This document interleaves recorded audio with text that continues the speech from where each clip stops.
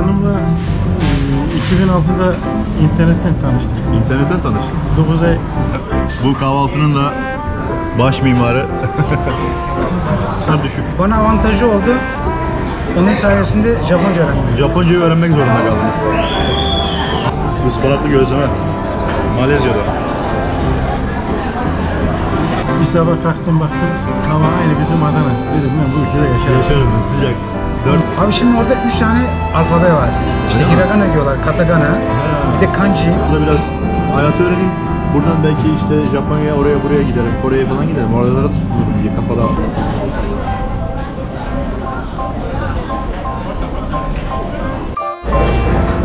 Abi Malezya Kuala Lumpur'dayım. Şöyle efsane bir kahvaltı var. Bakın ufak ufak ben bu kahvaltı.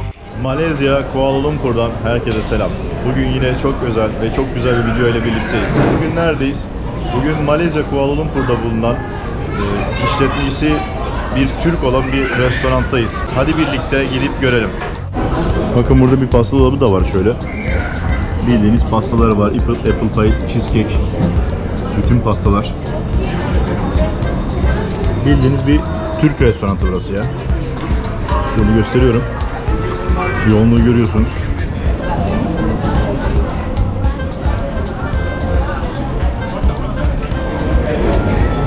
Evet, şöyle bir menüye göz atalım.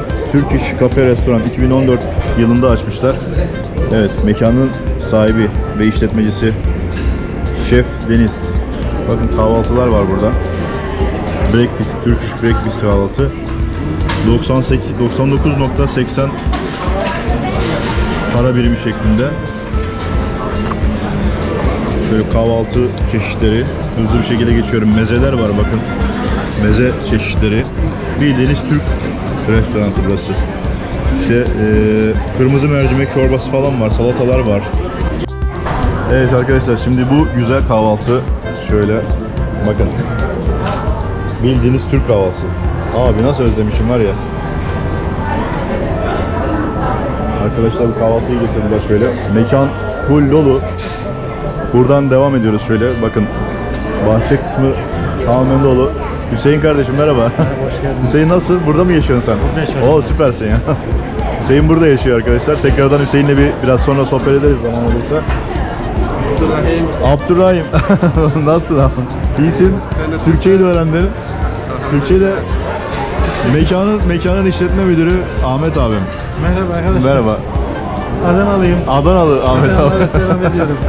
16 senedir buradayım. Oo süper. Türk yemekleri yapıyoruz yani. Aynen, Türk mutfağını buraya getirmişsin abi. Türk lokantaları nasıl pişiyorsa. Aynen. Millet de seviyor, hoşlarına gidiyorlar yani. Aynen. Biraz da içerisi Türkiye'yi andırıyor. Birçokları bizim Aynen. İçerideki ambiyans. Ambiyans Türkiye'yi andırıyor. Zaten kahvaltı, yemekler falan direkt Evet, kahvaltımız bizden olduğu için. Türkiye'deki gibi, aynen. Aynen. Şöyle bir içeri doğru bakayım. Evet. Abdurrahim. Teşekkür efendim. Efendim. Doğu Türkiye'li. Doğu Türkiye'li. Doğu Türkiye'li. Çok güzel ya. Şöyle geçeyim ben. Şöyle misafirler burada Türk kahvaltılarını falan yapıyorlar. Bakın mekan full artı full dolu. Türk mutfağı. Murat, how are you? I'm good. How are you? Where I'm from? Bangladesh? Yes. Yeah, süper. Thank you. Murat Thank you. Bangladesh. Abi kolay gelsin. Eyvallah, sağ olasın. Nasılsın abi? İyi elhamdülillah, sağ olasın. Seni tanıyalım abi, Deniz abi. Ya, Deniz Alkoç ben. Aynen. Seni çok duymuştum abi de. Eyvallah. Tanışmak nasip olmadı. Şimdiye nasip oldu. Burayı işletiyorsun şöyle, mekanı gösteriyorum. Mekanı işletiyoruz, ben de aşçıyım. Aşçısın, mekan senin. Abi süpersin ya. Ama buraya çok güzel mekan kurmuşsun. Allah Abi razı şu olsun olaya bakar mısınız ya? O Deniz abim malları dizmiş buraya. Bunları getiriyor musun Türkiye'den yoksa yapıyor musun abi? Kendimiz yapıyoruz bunu. Kendin yapıyorsun bir de. Bizim kendimiz. Abi süpersin ya. Bu baklavaları Deniz abi kendisi yapıyor burada. Vallahi helal olsun, iyi yetiştiriyorsun yani, kolay değil. Vallahi Ya, süpersin. İşini severek yaptığı zaman. Aynen abi, aynen. Harikasın abi. Burası mutfak bölümü herhalde. Kahvaltı hazırlığı burada olmalı bir şekilde devam ediyor arkadaşlar. Şöyle geçiyorum. Şöyle geçtik. Evet, harika. Abi olaya bakar mısınız ya?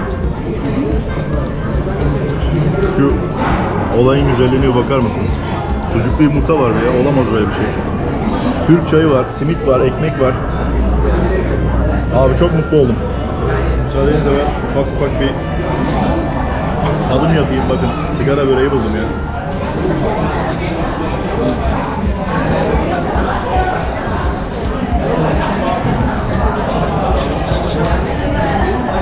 Malezya'ya gelince bu mekanı mutlaka bulun arkadaşlar.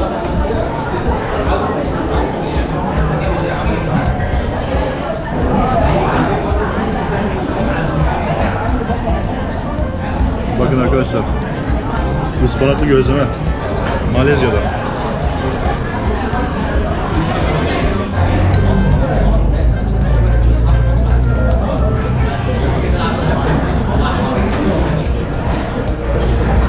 Abi Malezya Kuala Lumpur'dayım. Şöyle efsane bir kahvaltı var. Bakın ufak ufak ben bu kahvaltıyı gömüyorum böyle. Bu kahvaltının da baş mimarı. Abi seni tanıyalım Deniz abi. Ben Deniz Alkoç. Evet abi. Iğdırlıyım. Aynen. Buraya 8 sene önce geldim. Çok güzel abi. Ya ilk başlarda tabii zorluklar yaşadık mesela hani bu peynir, zeytinleri falan kesinlikle yemiyorlardı mesela ilk zaman. Değil mi? Tabii. Türkleri buraya alıştırmak zor oldu mu? Abi Türkleri değil de Malayları. Malayları falan daha çok değil mi? Türkler zaten bilen Türkler geliyor. Pek fazla yok abi zaten. Ha, bilen geliyor onlar. Malaylar artık öğrendi Türk kahvaltısını Tabii falan tabii Türk burada. havasını öğrendiler. Eskiden mesela peynir, zeytin verdiğim zaman sen beni öldürmek mi istiyorsun? Bu ne diyor? Bu yenir mi diyor. Yenir mi diyor peynir Tabii, zeytin? kesinlikle. Allah Allah. Kahvaltı kültürü yok zaten adamlarda. Bunlar da pilav yiyorlar abi devamlı. Burayı nasıl açtın abi sen? Nasıl bir şey oldu? Nereden Abi başladın? buraya Japonya'dan geldim ben aslında. Japonya'ya niçin gittin abi? Vallahi iflas ettim. İflas ettin. Tabii iflas ettim ve Japonya'ya gittim. Orada çalıştın. Tabii orada ya normalde ben aşçıyım aslında. Evet. Bizim aile 16 yaşından beri mesela ben bulaşıkçı olarak başladım bu mesleğe. Aynen.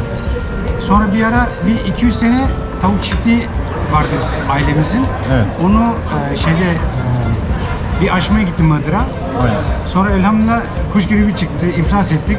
Japonya'ya gittik bir daha baba mesleğinden başladık, bulaşıkçılıktan başladık. Bulaşıkçıdan başladın direkt. Oradan buralara geldin sonra. Ya elhamdülillah ya Allah valla veriyor abi ya yani çalışınca, işini düzgün yapınca, işini severek yapınca Aynen.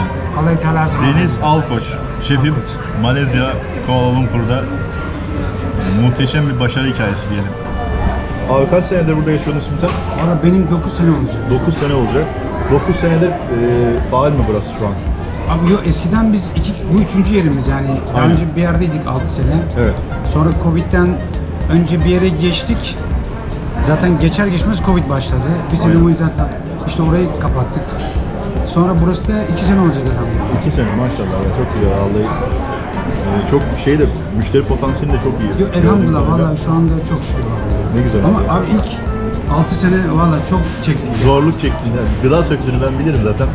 Zordur ama ya bir yerde eğer doğru yapıyorsan devamı geliyor. Geliyor. Bir şeyi Abi doğru şimdi yapıyorsan. Sabır. Şimdi mesela ya tabii mesela bak para önemli tamam ama gerçekten ben bu işi para için yapmıyorum. Değil mi? Ben bu işi seviyorum. Bak gittim beni mesela bir sürü iş şeyleri için çağırdılar. Dedim hani başka işler yapayım, bir şey yapayım. Yok abi ya mutlu en güzeli mutlu Sevdiğin olduğun iş. sevdiğin iş. Sevdiğin iş, tamam. Şimdi soracağım ben sana abi. Mesela Malezya'da mekanı nasıl açabildin? Zor mu burada mekan açmak? Şartları falan, prosedürleri. Ben diğer ülkelerde de böyle işletmeci abilere soruyorum. Oranın şartlarını öğrenebilmek için. Çünkü merak ediyor arkadaşlar. Merak edenler de bunu öğrenmiş oluyor. Abi şimdi Malezya vallahi çok zor. Diyeceksiniz nasıl zor? Evet. Bak burada mesela ben Japonya'dan geldim ama Evet. ben belli bir para yatırıyorsun, vizanı alıyorsun. Evet. O para hep bankada kalıyor tamam mı mesela? Teminat gibi bankada para Teminat. bırakıyorsun. Ne kadar para alıyorlar? Ya estağfurullah 50 yaş altı Evet. 1 milyon. 1 milyon. Tabii 50, yaş üstü 50 yaş üstü 500 bin. 500 bin. Vay be. Onu teminat olarak senden Ama alıyor. o bize ben geldiğimde daha ucuzdu abi. O zaman daha azdı. Şimdi artmaya 300 başladı. bin falan tabii o zaman. Burada herhalde bayağı Türk yaşayan var bildiğim kadarıyla.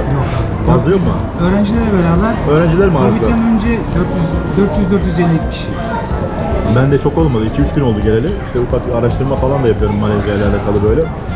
İşte sizin gibi sevdiğimiz abiler de denk gelince de en azından buranın kültürünü bilen insanlar onlara sormuş oluyorum.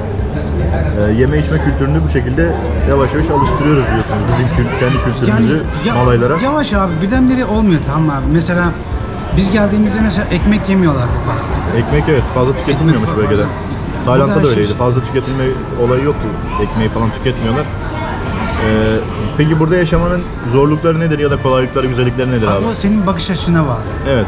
Eğer iyi tarafları görürsen, bak şimdi mesela hani mesela benim burada bir sürü arkadaşlarım var. Evet. Ya mesela Malayla evli, mesela Japonya'da da öyleydi.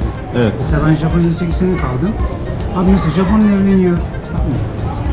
Çocukları var. Her şikayet ediyor abi. Her şey bir şikayet ya. Her şey abi, şikayet. şimdi bak sen eğer buraya gelirsen mesela benim dükkanda Evet. hata bulmaya gelirsen 1000 tane hata bulursun. 1000 tane hata bulursun. İnsanda bile yani bir sürü hata bulursun. İnsana baktığın zaman bile bir sürü hata bulursun. Ne istersen. Şimdi bak abi. Gerçek Nasıl söylemek bakarsan öyle konuşalım. görürsün. Türkiye'de benim param olsaydı ben Türkiye'den çıkmazdım. Değil mi? Çünkü param varsa en kral ülke Türkiye abi. Değil mi? Ama biz parasız çıktık Türkiye'den. Ben iflas ettim mesela. İflas Türkiye'den ettin. mecburen çıktım. Geliyorsun abi dükkandan çocuk yapıyorsun. Yani şikayetin manası yok abi. Aynen. Mesela bazı arkadaşlar var geliyor bana. Diyor ne zaman Türkiye'ye döneceğim? Diyorum vallahi Allah bilir. Ya sen burada mutlu musun? Mutluyum diyorum abi. Aynen. Nasıl ya diyor. Burada mutlu olur mu ya böyle böyle. Abi şimdi bak sen iyi şey. Beni ilgilendirmiyor ki buranın politikası, Aynen. başka şeyleri daha. Bak abi Türkiye'de ne gazete okurum, ne politika izlerim, Aynen. ne Facebook'um vardır, ne hiçbir şeyim yok abi. Ben evden işe, işten eve. Bazen müşteriler bana diyor işte Türkiye'de böyle oldu, şöyle oldu. Aynen. Çünkü şey var abi. Şu an gündemi fazla takip etmiyorsun herhalde Yok Türkiye'de. abi bak değiştiremeyeceğim bir şeyi ben niye kafama takayım ki? Doğru Şimdi söylüyorsun. mesela diyelim ki diyor dolar arttı Allah ülkemize yardım etsin. Türkiye'ye, bütün ülkeler. Aynen. Bak her tarafta bir zorluk var abi. Mesela burada da aynı. Aynen. Bak dolar 3,5'tan 4,7'ye çıktı. Tamam mı? Aynen. Ama mesela Malezya'da şöyle bir şey var abi. Mesela marketlerde sen kafana göre zam yapamazsın. Değil mi? Bak mesela şu bizim ileride hemen market var bir tane. Belediye haftanın 4-5 günü gelip kontrol eder fiyatları teker teker. Belediye. Tabii. Mesela ev kirasına zam, dükkan kirasına zam sen öyle kafana göre yapamazsın. Değil mi? Bir denetlemesi var, prosedürü var. Abi denetlemesi böyle değil. Abi insanlarda vicdan var. Yani şimdi bak ben hala kiracıyım. Fırsatçılık yok yani fazla. Bak abi dünyada ikinci el ürünün arttığı tek ülke Türkiye abi. Değil mi? Bak araba olsun, cep telefonu olsun. Mesela Japonya'da sen ikinci el cep telefonu kimse satamazsın abi. Doğru söylüyorsun. Mesela ikinci el araba 5 yaşını geçti mi adam diyor ki ya Fuat diyor arabam var diyor sana vereyim mi bedava diyor tamam mı? Allah Allah. Ha? Sebep? Abi pazar yok çünkü.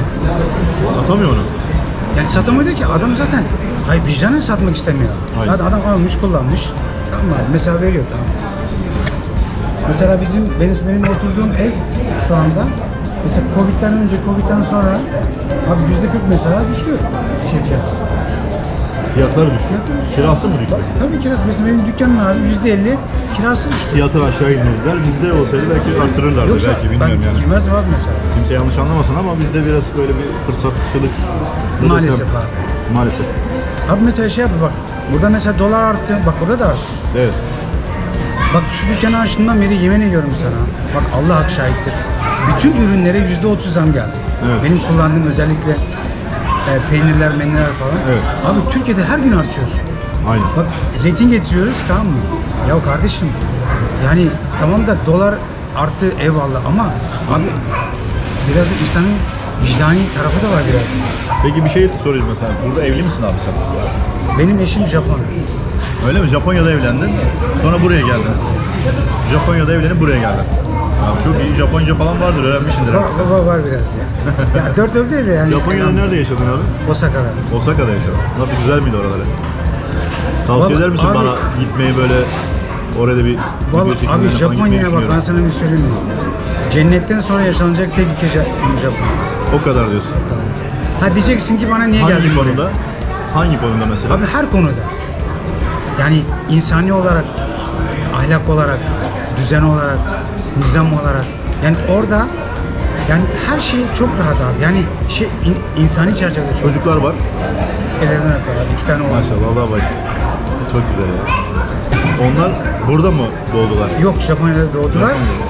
Büyüğü işte ben geldiğimde 4 yaşındaydı. Küçüğü de 8 aylık. Yenge falan istemiyor mu Japonya'ya tekrar gitmeyi falan? Yok abi. Abi biz nasıl biliyor musun abi? Bak o da ben de elhamdülillah köye de gitsem ben yaşarız biz ya. Hani bizim hani öyle bir standartımız yok. Yani alıştığı kültür, alıştığı... Hiç. Sen de özlem duyuyorsundur belki Türkiye'ye vesaire ama hani... Vallahi ben ne özlem duyuyorum biliyor musun? Vallahi sen köy hayatını. Köy hayatı. Yoksa hani bak İstanbul'da kaldım 20 küsür sene. Evet. Abi İstanbul yaşanacak yer değil ya. Yani şu olarak bak çok güzel. Tatil için her zaman giderim ama abi çok kalabalık ya. Yani Kalabalık. bir yerden bir yere gitmek vallahi ölüm ya. Yani ulaşım biraz evet. İstanbul büyük şehir. Aslında pek çok büyük şehirde bu şekilde. Ben mesela Tayland'da, Bangkok'taydım. Böyle insan bunalıyor. Bir yerden bir yere gidene kadar böyle. Bir de sıcak bir yer. Araçlarda klima yok zaten. Otobüsleri falan kullandığın zaman efsane Vallahi. sıkıntılı bir bölge. Ama abi bak sana bir söyleyeyim bak. Ama Mesela alışıyorsun bir süre bizim bak Türkiye'deki mesela otobüs ve minibüs sistemi dünyada hiçbir yerde yok. Evet. Yani o bakımda mesela bizim çok iyi. Bir de mesela metroda ben Ümraniye'de oturuyorum. En son 2019'a gittiğimde abi çok rahatım mesela. Ama metroya biniyordum abi. Üsküdar'dan şey yapıp bak Sultanahmet'e Tabii çıkıyordum. ulaşım falan İstanbul'da şu an Şu anda- eskisi gibi değil ya. Çok daha iyi yani. İyi durumda şu an ulaşım. Kendi araban olduğu zaman ama biraz sıkıntı tabii. Tabii normal trafiğe girdiğinde biraz zorluyor tabii. Örnek veriyorum ben bir Türk vatandaşı soruyorlar. Geçen yine sordu bir tanesi bir arkadaş bana. Ben Malezya'ya gelmek istiyorum, çalışmak istiyorum. Tamam bir 3 aylık bir vize veriyor Türk vatandaşlarına. Yani vizesiz bir şekilde girebiliyor Türk vatandaşları ama burada çalışırsa nedir abi burada şartlar falan? Bir Türk vatandaşı geldi, ben burada çalışmak istiyorum dedi. Abi şimdi burada çalışmak çok zor. Nasıl zor? Bir kere kolay kolay vize vermiyorlar. Yani Oturum o vizesini abi vermiyorlar. Şimdi o 3 aylık vizeyi de aldığın zaman abi mesela Aynen. sen o 3 aylık vizeyle çalışamazsın. He. Yani yakaladığın zaman çok O büyük tabii cezalar var. resmi değil. Ama çalışmak istiyorlar yani. Yine de hani normal resmi olarak çalışmak isterse bir insan Abi zor bir şey. Evlenecek. evlenecek. Evlenince Ya peki evlenecek- vatandaşlık var mı burada? Abi evlenince de vatandaşlık vermiyorlar. Vermiyorlar. Yani benim abi hani Asya özellikle düşünen arkadaşlara Japonya, Kore ve Singapur. Yani Çalışmak bu yerlerde için. hem bir de maaşlar iyi burada abi. Bak mesela Malezya'da hani mesela burada çalışmak istese daha iyi. Evet. Çünkü bize Türkiye'deki bir sürü arkadaşın İngilizcesi yok, tamam mı? Aynen. İngilizce olmadığı zaman burada hiçbir şey yapamazsın abi. Doğru. Ve mesela maaş diyeyim ben sana abi. Yani burada maaşlar da o kadar yüksek değil abi. Yani nasıl diyeyim ben sana? Asgari ücret ne kadar mesela? Kaç 1500 ringgit. ringgit? 1500 ringgit asgari ücret. O da zaten Ya hani ne yapar? bir şeye karşılamaz. 300-320 dolar yapıyor. Evet. Tamam, yani hani Türkiye'den buraya 1500 gelmenin bir... ringgit zaten hani en böyle çok da para harcamadım dese bile bir insan buraya geldiğinde en ucuz yerlerde kalsa gene günlük 50 ringgite yakın bir para zaten harcayacak. Zaten harcayacak. Hiçbir şey harcamadım dese kişisel ihtiyaçları vesaire konaklaması 50 ringgit çok rahat gider. En ucuz yerde kalsa bile. Bir de şey sıkıntı var abi, günlük 50 lafını ringgite kesiyorum da. geliyor. Estağfurullah. Bak yemek konusu çok sıkıntı burada. Çünkü gelen çoğu Türk arkadaşlar. Evet. Mesela Malay yemekleri yemiyorlar. Mesela Türk ve Arap yemekleri yediği zaman onlar da pahalı abi. Pahalı, aynen. Yani bir tane mesela bir porsiyon bir işte döner dürüm falan yiyeceksin. 15 ringgitten aşağı yok. Yani şimdi bundan 2 tane yasa zaten 30 ringgit yapıyor. Sen gelmişsin 50 ringgit para kazanacaksın günlük. Ve 30 ringgit 2 tane dürüme gitti. Senin bir sürü kişisel ihtiyacın var. Konaklaman var. Yani bırak keyfi olarak bir şey söylemiyorum zaten. Karşılamıyor bile. O yüzden hani soran arkadaşlar oluyordu böyle işte Malezya'da gelsek çalışsak nasıl olur, nasıl para kazanırız diye. Yani o da bir de işte Vallahi senin ağzından ben anlatmak çok, istedim. çok bunu. sıkıntı var. Ya bazen bak bana da mesela Instagram'dan yazıyorlar, dükkanın Instagram'ından. Abi anlatıyorsun, zannediyorlar ki istemiyoruz gelmeyi. Ya İstemiyoruz. abi bak ben gerçeği söylerim, tamam. Bakar istiyorlarsa abi bak Japonya, Kore ve Singapur, bak buraların 3 ülke maaşları yüksek. Evet. Standartları daha iyi. Tamam mı? Şimdi Malezya vize almıyor ama abi burada bir kere yemek sıkıntı bizim Türkler için. İkinci bir sıkıntı, sıcak sevmeyen arkadaşlar oluyor bazen. Evet. Ve maaş çok düşük abi burada. Bak mesela burada ben kendi işimi yapmazsam, mesela benim çalışacağımla çocukların okulu parası, ev kirası, şu da imkanı yok. İmkanı yok değil mi? Peki Japonya'ya tekrardan taşınıp orada bir iş kurmayı düşünüyor musun? Daha güzel bir yaşam standartları çocukların Abi için, valla ailen için? abi çocuklar için ben geldim zaten Malezya'ya. Okul için geldim ben. Yani mesela Japonya çok güzel bir ülke ama okul alternatifi fazla yok. Öyle mi? Mesela Malezya'da abi çok okul alternatifi var. İslamik olsun, normal olsun, international olsun veya bu homeschooling dedikleri hani ev tarzı böyle küçük, unik okullar olsun. Buranın resmi dili Malayca bir de İngilizce sanırım. Malayca, İngilizce. Malayca ve İngilizce. Tabii resmi dili İngilizce olunca da çocuklar daha farklı bir şekilde yetişebiliyor burada. Mesela ben Dil onun için anlamında. geldim abi. Ben çocuklar için geldim. Yoksa hani benim Japonya'da resmi dil Japonca. Haricinde Japonca başka bir- bilmedin mi hiçbir şey yapamazsın. Peki bildiğin kadarıyla İngilizceyi de fazla bilmiyorlar galiba. O kadar Hiç bilmiyorlar. kısmen Yani, ya da. yani vallahi çok düşük bir ihtimalle. Hani Türkiye gibi düşün ya. Hani Değil mi? yani çok düşük Oranlar ama düşük. bana avantajı oldu. Onun sayesinde Japonca öğrendim. Japoncayı öğrenmek zorunda kaldım. Harfleri falan öğrenebildin mi orada? Abi şimdi orada 3 tane alfabe var. İşte Öyle mi? hiragana diyorlar, katakana, bir de kanji. Mesela hiragana ile katakana yani ikisi 150, 160 harf onları biliyorum ama kanji abi o 12 bin, 15 bin. Tabii Kapsamlı. kapsamlı o yüzden yani benim aklım almaz zaten ya o kadar kafa çalışmayacak. Neyse abi, şimdi Malezya ile alakalı konuşuyoruz. Çocuklar burada okuyor dedin sen. Japonya'ya veya Türkiye'ye şu an için gitmeyi düşünmüyorsun. Abi valla ben pek fazla plan yapmıyorum ya. Aynen. Ben şu anda bulundum, mutluyum. Yarın öbür gün ne gelir? Tabii. Allah Ne gelirse oradan gelir. bak plan yapıyorsun, Covid geliyor. Her şey alt üst oluyor bu sefer. Aynen. O yüzden abi ben valla plan yapmıyorum. Ha şöyle bir şey olursa eğer çocuklar işte üniversiteye giderse valla bir Türkiye'ye dönmeyi düşünüyorum ben açıkçası. İleride. Peki burada mekan açmak zor mu? Mekan açmak Maliyetler ne? abi eskiden kolaydı, şimdi çok zor. Lokal yani yerli bir ortak olmadığı zaman Yerli bir ortak açamam. olacak yani. Yüzde kaç ortak istiyorlar? 51. %51. Tayland'daki gibi. Peki mekanın var. %51 ortağı yaptın.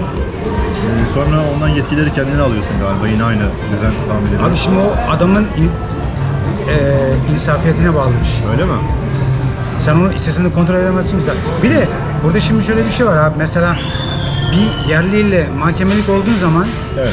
kazanma şansın %0. Şimdi şeriatla alakalı burada nasıl bir yönetim var abi? Ne görüyorsun mesela? Böyle bir Ya yönetim burada var mı? ya ismi var ama hani pek o kadar uygulanmıyor. Yani sadece Dışarıda mesela işte el ele tutuşma olayı bilmem ne falan yasakmış ama ben görüyorum. Onlar da evliymiş diyorlar. Onu da bilmiyorum. Küçük yaşta çocuklar var böyle. El ele geziyorlar. Onlar da küçük yaşta evlendiriyorlarmış burada. abi valla ben hiç denk gelmedim ya. Yani denk gelmedi. Hani burada mesela normalde oruç tutmazsan işte hapis cezası var diyorlar. İşte hani bir Müslüman bir içkili bir yere içki içerse var ama pek Yani o kanunlar çok uygulanmıyor. Benim gördüğüm Kuala Lumpur'da benim mesela kaldığım o biraz daha böyle sentral bölgede yani işte alkollü mekanlar, barlar falan da var yani orada. Yani şeriat ülkesi olmuş olsa bunlara herhalde müsaade etmezler diye düşünüyorum ama turizm Burada olarak mı sadece bakıyorlar? iki tane state var. Yani yerel bölge var. Oralarda mesela içki satış her şey yasak. Onun haricinde diğer yerlerde normal. Çünkü yer. burada bak, burada Çinlisi var, Hindistanlısı var. Farklı Yani memleketlerden Müslüman olmayanlar da var. Tabii. farklı ırklar var yine ama şey mi? Malay vatandaşı oluyor. Malezya Tabii vatandaşı. Malezya vatandaşı ama adamın mesela dini farklı. Mesela domuz satıyorlar Evet. ama orada yazıyor helal değil mesela. Bak dikkat et mesela restoranlara gittiğin zaman Evet. eğer helal değilse orada yazıyor. Helal olmadığı da yazıyor. Tabii helal olmadığı. Normalde yazmaz onu çoğu yerde. Helal olan restoranlarda mesela Tayland'da da bana denk geldi. Helal ise helal yazıyor ama helal değil yazmıyor mesela. O yok. Burada tam tersi abi. Aa, Burada helal değil yazıyor çünkü Çok Müslüman ilginç şey çok fazla olduğu için. ağırlık Müslüman olduğu için. Biraz böyle şey mi? Zorunluluktan mı Müslümanlık yoksa gönülden Müslümanlık mı? Sanki biraz baskıdan gibi hissediyorum ben böyle kanunlara uyabilmek anlamında. Abi yok o kadar şey değil ya. Yani burada mesela çok yani o kadar bir baskı yok o kadar ya. Hani diyorlar ama pek öyle bir baskı yok yani. Burada şey varmış mesela resmi din de İslam ama şeriat yönetimiyle tabii yönetildiği için siz mesela bir malay buradan eğer dininden çıkmak isterse mahkemeye başvuruyormuş. Zaten mahkemeden geri dönme olasılığı çok yüksekmiş. Abi çıkartmıyorlar. Yani Çıkartmıyorlar. Müslümanlar çıkamaz. İlla ben çıktım dersen de herhalde bir cezası falan var mesela. Hapis cezasına kadar gidiyormuş herhalde bu. Ya öyle şeyler duydum ama gerçekten tam olarak bilmiyorum. Biraz daha böyle ücra köşelerde bunlar daha böyle ne diyorlar, şeriat polisleri falan denetlemeler falan yapıyormuş diye duydum ama daha denk gelmedim. Biraz daha Vallahi lokal, ben de hiç abi hiç lokal denk gelmedim. bölgelerde, başkentte falan değil. Başkentte zaten hani her milletten insan var ama daha çok böyle Malayların ağırlıklı yaşadığı bölgelerde, o toplumlarda daha fazla polis kontrolü, denetimi falan varmış diye duydum. Valla ben hiç hani o konu hakkında pek bilgim yok ama yani hani bu zorunluluk şeylerle ilgili var sözde ama pek mesela fazla bizim katı dükkanda kuralları mesela, yok ama. mesela Ramazan'da biz açıyoruz mesela. Öyle mi? Tabii ya şey için ya bizim çünkü Müslüman ve müşteri de çok fazla. Tabii. Mesela hani Malaylılar pek gelmiyor. Hani gelse de Malay mı değil mi? Valla bilmiyoruz biz de. Çünkü bir sürü şey var. Bilemezsin yani adamın kimliğini soracak halin yok sonuçta. Müşteri yani misafir olarak geliyor buraya. Hizmet alıp gidecek. Tabi burada polis gelip sormuyor sana Ramazan'da niye satış yapıyorsun. Öyle bir yetkileri yok. Ya da varsa da kullanmıyorlar belki bilmiyorum. Hiç yani öyle ya kapatan yerler oluyor mesela ama yani normalde biz ya hem hazırlık yapıyoruz hem gelen arada müşteriler hani yabancı olan. Ya oruç tutmayan olabilir tabii ki.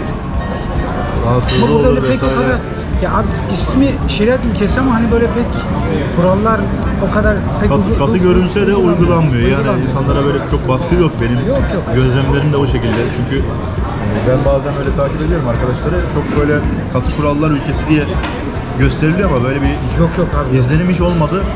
Gayet modern bir şekilde insanlar dışarıda geziyor, tozuyor. Abi mesela geliyor mesela annesi hani Türkiye'deki gibi abi mesela. Anne başörtü takıyor. Ama burada bir zorunluluk var yani başörtüde. Yok abi yok. Burada da. Malaysa eğer Malay Yok çok malay bizim bir sürü müşteri Öyle var. mi? Mesela nene anne takar, torunlar kızlar takmıyor mesela. yeni bir şey öğrendim burada. Yani öyle o kadar şey yapmıyorlar abi. Ya abi zaten bu zorluklar olmaz tamam mı? Gönülden gelmesi lazım. Baskıyla olursa olmuyor yani. Bir şey baskıyla olmaz. Yani gönülden geliyorsa, içinden geliyorsa yaparsın. Yani bizdeki en büyük şey ne bileyim mesela bak, baskı olduğu zaman ne yapıyor? Yanlış yerlere gidiyor mesela. Tabii. Yani mesela hani mesela ben çocuklarıma nasıl anlatıyorum abi? Ben cehennemi hiçbir zaman anlatmıyorum. Cenneti anlatıyorum. Abi cennet varken ben niye cehennemi anlatıyorum? Aynen. Hani hatırlıyor musunuz bizim çocukta küçükken... Olumluyu göster yani. Ya güzeli göster. seni yakar, işte Kur'an'a el vuruyorsun. Abi bak şimdi çocuklar mesela benim evde. Evet. Mesela alıyorlar, diyorum bak üstüne çıkmadığın sürece istediğiniz gibi bakın. Bakın. Okuyun. Alışın. Alışın abi. Yani bizde hani hep mesela bizim köy evlerinde hep bir Kur'an vardır. Kimse ellettirmezler. Ya işte Ellettirilmez, Allah seni aşağı çarpar. inmez. Allah. Ya biz hep korkuyla bu ters tepiyor bu sefer abi. Halbuki cenneti anlattığın zaman çocuk bu sefer cenneti daha çok şey yapmaya başlar. Ona odaklanıyor. Yani neyi gösterirsen ona odaklanıyor insanlar. Şimdi biz hep diyorlardı ya abi Kur'an öğrenmeye gitmedik. Bak ben 39 yaşında Kur'an öğrendim mesela. Evet. Şimdi halbuki bir rahat bıraksalar hani deseler ki bak oğlum ister yap ister yapma. Ya şeyde de belki işte. gideceksin. Burada da öyle yani sürekli insanlara onu zorlukları falan gösterirseler insanlar ona göre daha fazla tepki gösterecek galiba. Abi burada kesinlikle ben gerçekten öyle bir şey görmedim şimdi. Ama rahat bir ülke yani benim gördüğüm çok böyle bir baskı hiçbir şey görmedim ben öyle bir şey hissetmedim de. Abi bak burada nasıl biliyor musun abi? Keşke Türkiye'de böyle olsa. Hani nasıl böyle olsa? Burada abi mesela bakıyorsun bir Malay başörtülü, Çinli affedersin açık giyinmiş, Hindistanlı kendi yerel kıyafetini giymiş, geliyor üçü bir anda masada oturuyorlar abi. Arkadaşlar yemek yani aralarında bir husumet yok. Hani politika konuşmuyorlar. Buradaki insanların en büyük özelliği abi kimse kimseyle politika Siyaset konuşmuyorlar değil mi? Konuşmuyorlar abi. Çok güzel ya. Yani birbirlerini yargılamıyorlar abi. Yani sen niye bunu giydin? Ya şimdi herkes hani diyoruz ya serbest. Yani ahlak çerçevesinde yani bir ülkenin kurallarına istediği sürece çalışsın. Aynen. Yani mesela burada çok var. Benim de bir sürü arkadaşım var Müslüman olmayan. Adam Allah'a inanmıyor, bir şey yapmıyor. Ama ben saygı duyuyorum abi adam. Yani hani adamı illa Müslüman yapayım diye Zorla benim bir şey öyle bir yaptıramazsın zoramam kimseye. yok abi. Kimseye bir şey yaptıramazsın. Yani o öyle bir kimsenin ne hakkı var ne çok doğru bir durum değil yani. Şimdi mesela ben çocuklara da söylüyorum bak oğlum. Bak sakın hani Müslümanız diye başka dindeki çünkü burada bir sürü dinden olan insanlar var. Arkadaşları var, okulda arkadaşları var. Kimseyi hani yargılamayın. Sen şimdi çocuklar Müslüman, yengeyle Japonya'da tanıştın. Orada evlendiniz. Yenge O da Müslüman. o da Müslüman. Elhamdülillah Oldu mu biz- öyle miydi? Yo, evlendik oldu Müslüman. He ne güzel. Ne güzel. Ama ben zorlamadım abi. Kendi Ha şimdi bak, iradesiyle. Allah için. Müslüman olmasa ben gene evlenecektim abi. Çünkü yani Sevdiğin için mi yoksa abi, kültürüyle alakalı mı? Yok böyle abi, ben kültürünü sevdim. sevdiğin, kişiliğini Ben sevdiğin? sevdiğim için. Ben sevmezsem ben evlenemezdim. Ayrı mesele yani bir insan hani bir dış güzelliğiyle sevmek var, bir de bütün iç güzelliğiyle sevmek var. Orada şey var, kültürünü de seviyorsun o insanın. Yani kültürlerini mi sevdin gerçekten? Abi zaten Japonların? bak Japonlar bak dünyada en saygılı insanlar. Evet, saygı Bak konusunda. mesela bak neydi benim şeyim? Ben ilk Japonya'ya gittiğimde amcamın restoranında çalışıyordum. Evet. Abi işte klasik bizim Türk şey bir şikayet, tamam mı? Ben hep onları dinledim abi. Baktım abi Japonlar nasıl bir insan? Japonlara dürüst olacaksın abi. Değil mi? Bak mesela ben evlenmeden önce bak dedim hanıma. Bak benim dedim param yok. Bak annem babama para yollarım ihtiyaçları olduğu zaman.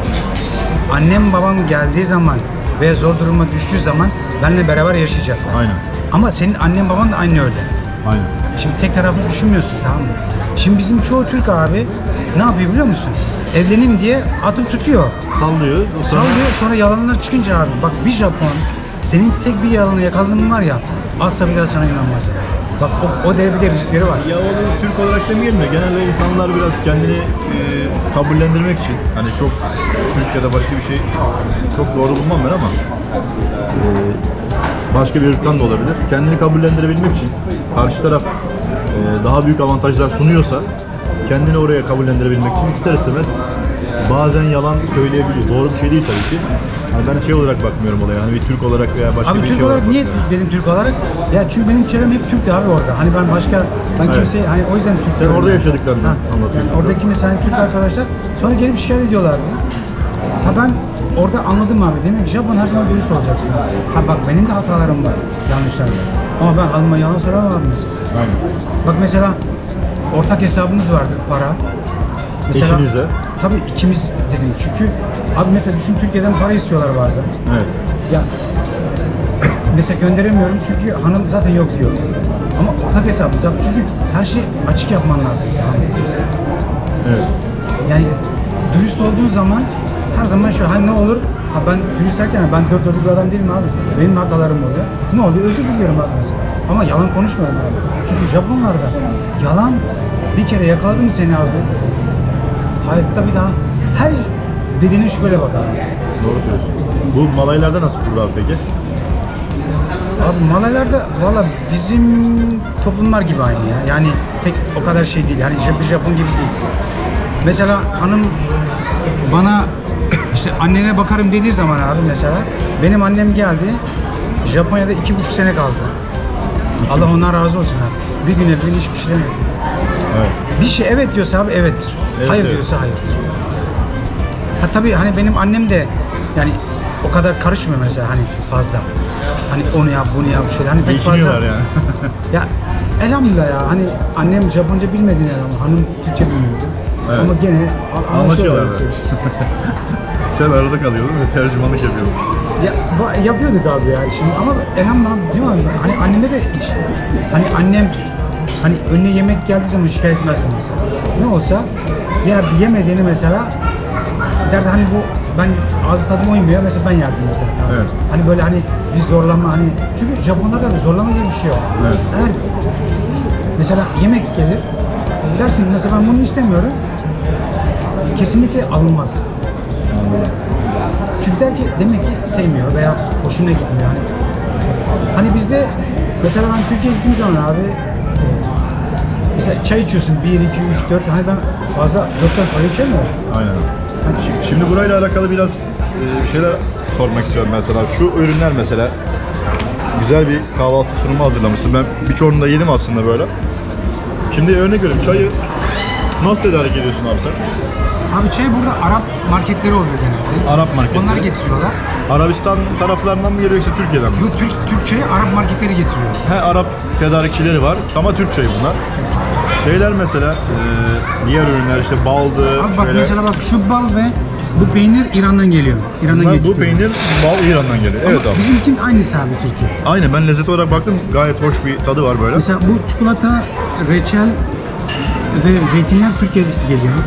Onları Onu da nasıl getiriyorsun? Arap'tan kendim getiriyorum. Tedarikçilerden Tedarikçiler. alıyorsun sen.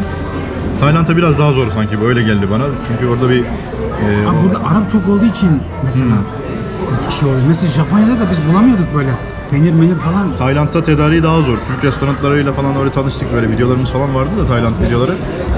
Onların işte röportajlarında çok daha böyle zorlandıklarını biliyorum hani getirirken, Türkiye'den getirme olayı. Abi Türkiye'ye getirin bak şöyle bir şey var. Mecburen uçakla getirmen lazım. Peyniri. Evet. Bu sefer maliyet çok artıyor. Maliyetler artıyor, evet. Sen bu sefer de abi 100 kilo getirsen abi kimse peynir yemiyor ki 100 kiloyu belki 6 ayda Ne zaman bitirirsin. Ha, bir bitirirsin? senede bitirirsin. Doğru söylüyorsun. Sadece kahvaltıda falan. Onun haricinde çok fazla bir tüketim falan yok herhalde.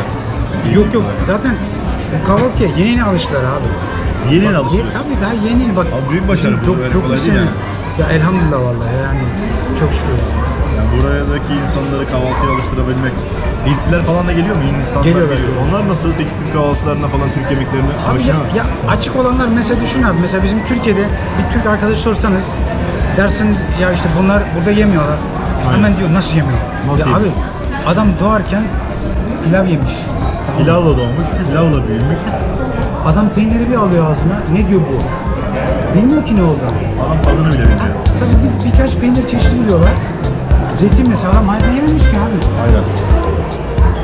Deniz abiyle çok güzel sohbet ettik. Mekan şöyle görüyorsunuz. Oldukça yoğun.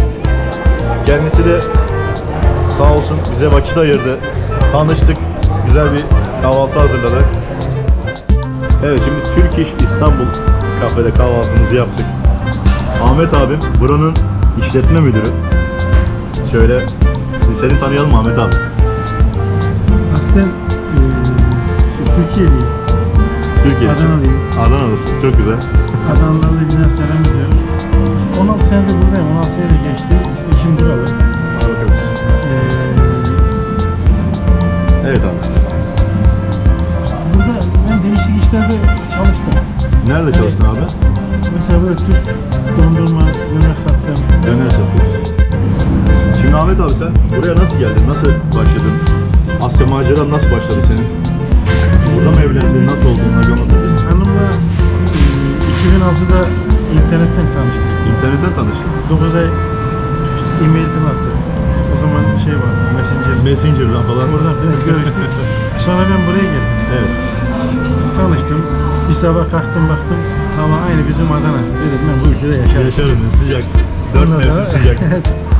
Yani ben zaten soğuğu sevmem aslında da. Değil mi?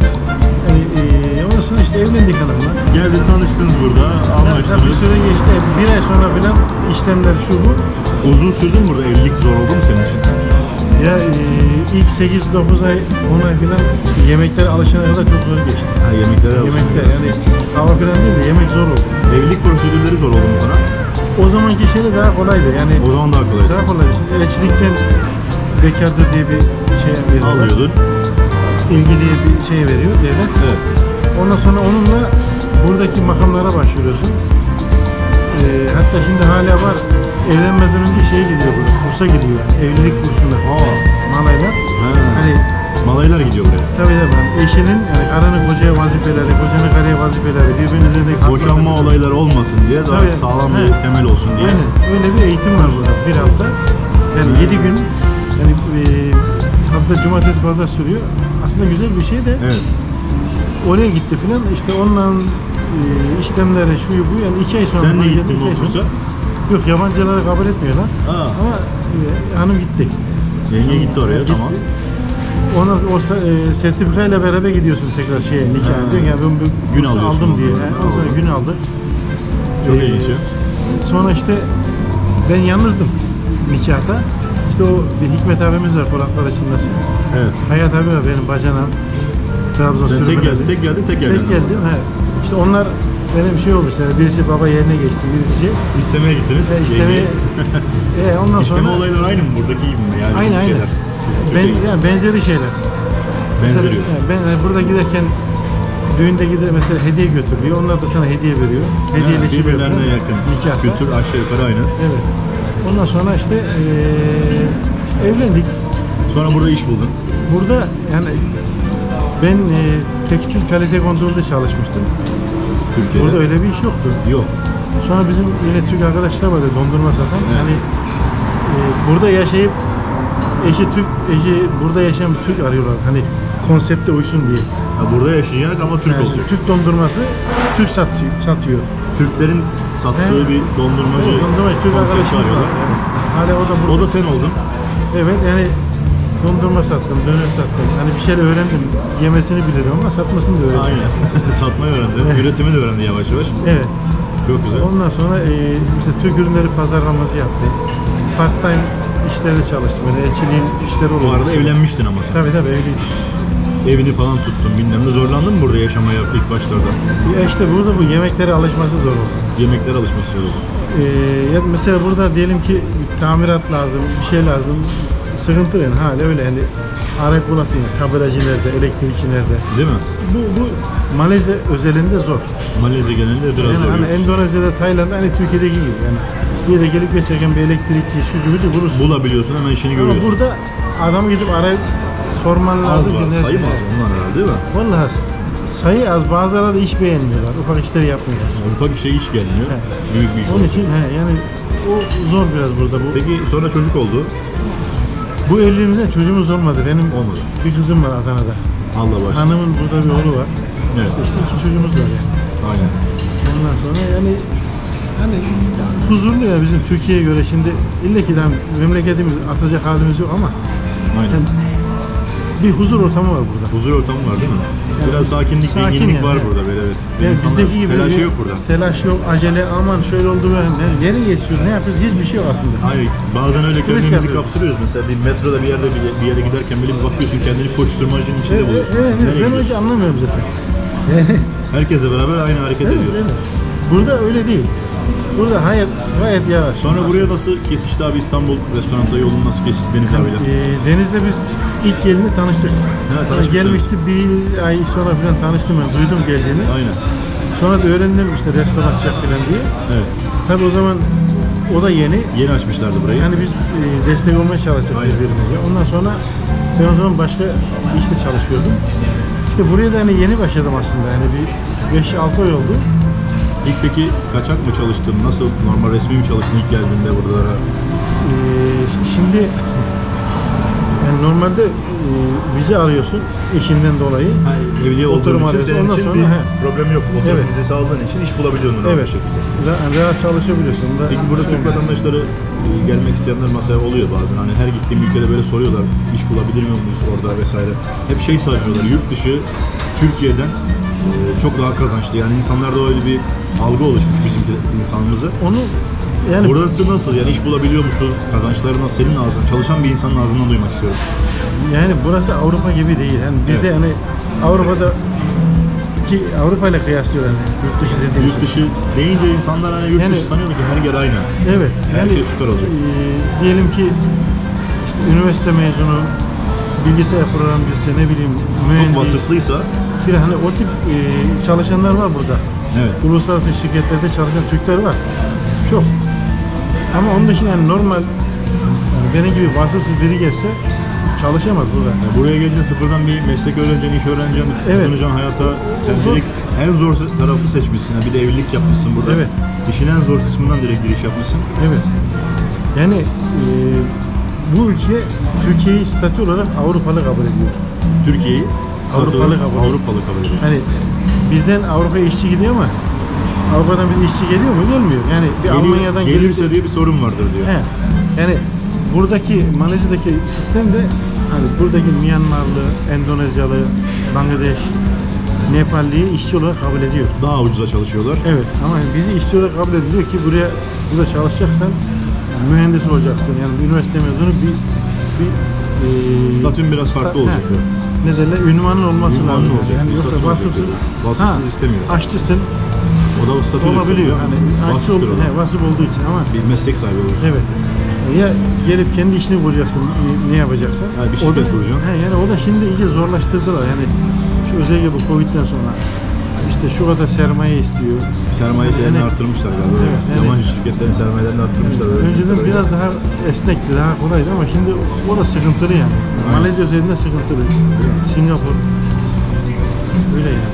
Vallahi helal olsun, buraya tutunmuşsun. Vallahi hiç kolay bir şey değil yani. Herkesin yapamayacağı bir şey yapmışsın. Buraya Evet. kadar gelip burada bir hayat kurmak hiç kolay olmadı. Bir daha düşünüyor musun Türkiye'ye hani yengeyle hep beraber gidip oralara gitmeyi falan, öyle bir şey var mı aklında? Valla şimdi yalan söylemem. Turist olarak giderim muhtemelen ama hani biraz daha kalıp da biraz daha yaşlanırsak o zaman belki. He. Ama şimdi değil. Şey gibi oldu biraz bu. Bizim Almanya'dan gelen gurbetçiler hani dediği zaman işte düzenimiz var, düzeni bozmak istemiyoruz. Evet. Onun gibi. Burada bir düzenim var sonuçta. Evet yani bir de 16 sene geçti artık iyice alıştık buraya. Sen peki gitsen yenge gelir mi senin Türkiye'ye yaşamaya? Gelir. Gelir. Gelir. Ha, o da zorlanır mı? Muhtemelen biraz zorlanır. O da havadan dolayı zorlanır. Yemek içmeden değil de Havanın değişiminden Evet. sürekli bizde O şey onu var yani etkiler. yaz kış bahar falan. o onu etkiler de ama yemekte falan çünkü ben de yapıyorum. Kendi de bir şeyler yapıyor Türkiye'de. Türk yemeği öğrendi yani değil mi? Evet. Ona alışıyor artık. Evimizde bazen Türk yemeği bir şeyler, bazen bunların yemeklerini yapıyoruz. Ben tabii hepsini yemiyorum da yediğim şeyler var, güzel şeyler. Orada açtık yani o Sevdiğin sınırları. ne var yemeklerden burada? Mesela bunların dry noodle diyorlar, kuru noodle. He, aynen. Onu sosunu hazırlıyorsun, tavuğu kavurdun, sosunu sebzeyi de şöyle bir hafif pişiriyorsun yani 1-2 dakika. Tavuktan alır gibi. Ondan sonra içine o kuru noodle atıp karıştırıyorsun. O noodle onun suyunu çeken kadar yumuşuyor. Çok güzel mesela. Noodle biliyorum yani, burada da var, işte Türkiye'de de var. Ama işte Noodle yani var. Türkiye'de bilinen noodle gibi değil. Başka bir çeşit noodle ama kuru. Hiç sosu falan yok içinde. Sosu O yok. kendin hazırladığın sosun içine atıyorsun, karışım içine. Hani biraz sulu oluyor. Noodle kültürü burada bayağı bir yaygın ama. Tabii buna Asya'da falan. ana yiyecekleri Asyalıların. Ana yiyecekleri sabah öğlen akşam. Yani hem ucuz olduğu için hem de hani bir atıştırmalık gibi işte karnı doyuruyorlar. Pratik bir şekilde yiyip kalkıyor. Ben Evet. pek alışamadım ona burada ama. Evet. Bir insan şey Evet. arıyor, böyle Türk lezzeti arıyor bazen. Yani buradaki noodle'lar Türkiye'deki noodle'lardan biraz farklı tadı. Bu daha lezzetli geliyor bana. Öyle mi? Buradaki Alıştın sen daha biraz. lezzetli. Sen Evet. biraz Asya kültürünü aldın herhalde. Evet ben sana sonra birkaç da marka var. İstersen markete de göster. Evet. Güzel şeyler var. Mesela bunların rından diye bir et yemeği var. Bundan. Rından. Rından. Baharatla Hindistan cevizi sütüyle falan eti pişiriyorlar. He. Çok yumuşak, hani çok hoş bir yemek. Pilavla yiyorsun. Pirinç pilavıyla. Onu Tayland'da bir yerde bir yemek yemiştim, ona benzer bir tavukla yapmışlardı. Hindistan cevizi sütü vardı içinde. Muhtemelen onun gibi baharatlı bir yemekti. Sulu muydu? Suluydu. O çorba, Şu an öyle sulu değil yani, yemek kıvamındaydı. Evet, evet. Yemek kıvamında. Şimdi ismini unuttum onun. Tay mutfağına ait bir yemekti. Evet. Tavukla yapıyorlardı. İstiyorsan deniz mahsulüyle falan da yapıyorlar. Ben deniz mahsulü istemedim. Tom yum diye bir çorba var. Tom yum'du galiba. Tom yum da doğru. Şimdi Acılı. aklıma geldi. Hafif acılı böyle. O bizim hasta çorbası gibi bir şey. Yani. Onu Çorba gibi de yapmamışlardı. Yemek gibi yapmışlardı Evet. böyle. Koyu Hani kıvamdaydı. çok şey değil. Evet, Böyle evet. tane taneydi ama Evet, evet. güzel, lezzetli bir. Hatta benim bir videom vardı öyle sokak yemekleri diye. Orada Bizim Türklerin içinde onu yiyip de beğenmeyen yok. Bak tecrübe olarak söylüyorum. İyi yapıyorsa da- Yani yıllardır hiç daha Türk denk gelmedi ya ben bunu sevmedim diye. Herkes seviyor çorbayı. yo güzel Çok yani. güzel. Çorba öyle şey kötü Evet, değildi. evet. Hatta yemek kıvamında yapmışlar, o daha da hoşuma gitmişti. Bizim- Tavada pişirdiler böyle. Çorba gibi. Vietnam'a gidersen onlarda ekmek kültürü var. Öyle mi? Fransızlardan kalmış, Fransızlar öğretmişler. Orada ekmek çıkıyor. Ha, ekmek varsa Buralarda doyarız da yani bir şey. buğday pek yetişmiyormuş. Öyle diyorlar. Buğday Yani yetişmediği için. iklim müsait değil. İklim müsait değil. Buğday yetişmediği için de yağışlı. ekmek kültürü gelişmemiş burada. Evet. Marketlerde var ama onlar zaten ekmek niyetine geçmiyor. İşte o da yani Tost ekmeği gibi. Evet, hani ben geldiğim zaman bu kadar da yoktu ekmek. Sadece bir çeşit ekmek vardı şu kare bulursan. tost ekmeği Girdiğin hangi bakkalda varsa o da bizim böyle açmanın daha tatlısı. Ekmek tuzlu, ekmek tatlı, yemek tuzlu bir acayip. Burası biraz daha şanslı o konuda abi çünkü Araplar falan da yaşıyor burada. Turistler, Arap turistler de var. Onların da bir Arapların ait mutfaklar, işte marketler falan var burada. Ben Kuala Lumpur'da onu gördüm. onların ekmeğinden en azından bulabiliyorsun. Onların kültürüne biraz yakın. O da doğru. Ben 2006-2001'leri satmaya başlamıştım onu. İhtiyaç olmadı. Arap marketlerinde Türk markası işte bisküvitler falan onları da gördüm burada. Evet. Arap marketlerinde işte onlar da satılıyor. Evet. Bir tık daha burada onu yaşamak biraz kolay oluyor ama İşte şeyden dolayı burası hani, Tayland'da hep gelip geçici turist olduğu için Evet. orada en çok yaşayan da Batılılar. Ama burada Müslümanlar çok yaşadığı için burası bizim kültüre biraz daha yakın, daha yatkın Biraz daha şeyler. yakın. Malezya ne özellikle. yiyeceğim yemeyeceğim diye fazla uğraşmıyorsun. Evet. Burada hani Tayland'da biraz daha yediğin direkt domuz çıkabiliyor. Evet. Dikkat etmezsen eğer. Evet, evet. Burada biraz daha güvenilir o konuda. Burada yani Malezya, Singapur, Malezya'da helal şeyi asıyorlar mecburi. Helal lokantada. değildi de asıyorlar. Değilde de asıyor, evet. Onu da yeni duyuyorum burada. Helal değildir sertifikasını da asması. Tabii. Enteresan Yani geliyor. gireni uyarıyor. Helal restoranı değil diyor. Evet, evet. Söylüyor sana. Evet. O çok ilginç bir durum. Yani non helal diye yazar ya da Evet. zaten açıklıyorlar. Pork diye söylüyor mesela ürün şeyde. Evet. Onu görüyorsun. Yani Kore mutfağı var burada, Japon mutfağı var. Birçoğu orijinal. Vietnam, Tayvan. Yani orijinal kitchen derse Evet. orada şey var. Orijinal dersen helal sertifikası yok orada. Yok. Onun için Kendi yemekleri, öz yemekleri bunların. o da nasıl bir şey, o da öyle bir şey. Aynen. Abi başka ilave edeceğim bir şey var mı? İlave edeceğim yani buraya gezmeye gelmek istiyorsa buraya tavsiye ederim. Yani bu ülkeyi görmelerini tavsiye Ama ederim. bizim vatandaşlardan iş bulmak isteyenler oluyor. Onlara söyleyeceğin nedir abi? Yani iş için valla dediğin gibi yani vasıfsız Vasıfsız statüde de zor. Yani bu iş bulsa bile sağda solda çok ucuza çalışacaklar. O da alacağı para karşılayacak mı? Karşılamıyor birçoğunu zaten. yani Beklentilerini karşılamıyor. evet yani burada çok daha ucuz işçi olduğu için Evet. yani şimdi atıyorum 1000 ne yapar? Buranın parası 1000 ringgit. Aynen. Kim çalışmak ister? Oradan geleceksin. Zaten bir aylık masrafın 1000 ringgit'i geçer. Aynen. Bizim Türkiye'den geleni anlamında söylüyorum. Çünkü ev kiralayacaksın. Yemeği içmesi var. Sen burada bunlar gibi her şeyi yiyemezsin. Bunların da Masrafları çok olacak burada. Yani Yani hostelde bile kalsa burada hostel en kötü hostel 30 ringgit para. Üstüne sen yemen içmen bilmem neyin dediğin zaman yol parası şu bu. yani karşılamaz imkanı yok. 70-80 Evet. ringgit masrafı ne olacak? Sen 50 ringgit para kazanacaksın. Karşılama olmayacak yani. Evet. Yani arada bulacağı iş de öyle bir şeyler yok yani. Hani ne bileyim atıyorum ben kaynakçıyım ya ben bir iş bulurum. Hani buradakiler de iş vermek istemiyor. İş vermek de istemiyor. Yani bir şeyde sıkıntı çıkıyor bizimkilere. Evet. Ama hani ya benim param var ben iş kuracağım dersen İş kurarsa ayrı bir sermayesi vardır. Gelir iş kurmak ister. ona bir şey demem. O ayrı mesele tabii canım. Yani öbür türlü direkt İşçi olarak parasız gelmek geleceğim, isteyen- işçilik yapacağım, büyük para kazanacağım derse Asya öyle bir yer değil. yani biraz şey düşünüyorlar belki ben birkaç kişiden de duydum. Hani geleyim burada biraz hayatı öğreneyim. Buradan belki işte Japonya'ya oraya buraya giderim, Kore'ye falan giderim. Oralara tutulurum diye kafalar kuruyorlar ama o uzun meşakkatli bir yol yani. Yani işte niye buraya geleceksin? Madem oraya gideceksin hani büyük denize atla boğulacaksın orada boğul. Hani çünkü hedefin oraysa. Biraz burada şey, gelip adım adım gitmek isteyen Tabii. insanlar oluyor. O yüzden burayı tercih etmeye çalışıyor ama geliyor sonra burada istediği gibi olmuyor. Ya geri dönüyor ya evet. yaşamaya çalışıyor. Ya burada. işte hani bir şey var ya Almanya Amerika'ya gitmiş de pompacı olmuş. Öyle burada pompacı ötüden yok. Evet. Burada parayı veriyorsun, pompayı kendin yapıyorsun mesela. Hani burada öyle bir şeyler yok. Hani Avrupa gibi, Amerika gibi, ya da Kanada gibi ya da işte Avustralya gibi. Hani öyle bir şeyler yok burada. Malezya üzerinde ya da Asya üzerinde, Malezya'da Asya'da öyle yok yani. Ama işte aşçısın, belki garsonsun, iş bulabilirsin. Evet. Ama onun dışında bir vasfın olması lazım ki iş bulasın. Doğru söylüyorsun. Yani kimseye umut vermek istemem yani. Çünkü sürekli gelip giden oluyor bu şekilde. Yolda kalmış bir şey oluyor. Doğru Zor yani. Doğru söylüyorsun. Abi çok teşekkür ederim vermiş olduğun Rica ederim. güzel bilgiler için. Seni ederim. tanıdığıma çok memnun oldum.